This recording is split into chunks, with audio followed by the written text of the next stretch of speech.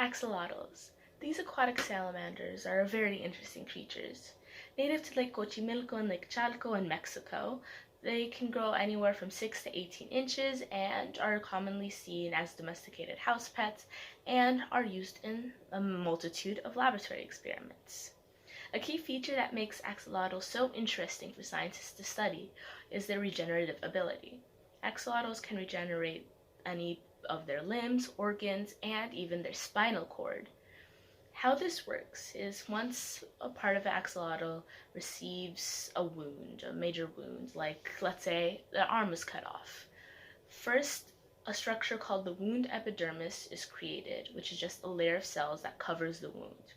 Cells in the wound epidermis and underneath the wound epidermis begin to replicate and divide, creating a sort of mound called the blastema. In the blastema, it's thought to contain dedifferentiated cells, which are similar to stem cells in that they can take on or become any type of cell needed. And so the cells in the blastema undergo a process called redifferentiation, where they redifferentiate or differentiate into what kind of cell is needed to replace the limb, organ, whatever was lost. So in the case of the arm, bone cells, muscle cells, nerve cells, skin cells, all those dedifferentiated cells would differentiate into those types of cells, and ta-da, you have a fully grown limb. And scientists have been studying how exactly axolotls regenerate their limbs and the limits of that.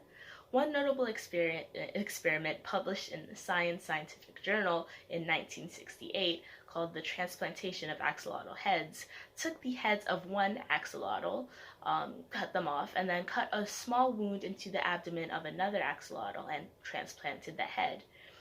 In 13 out of 49 of these cases, the head survived. Some heads regained heart tissue, and some could move independently from the host body.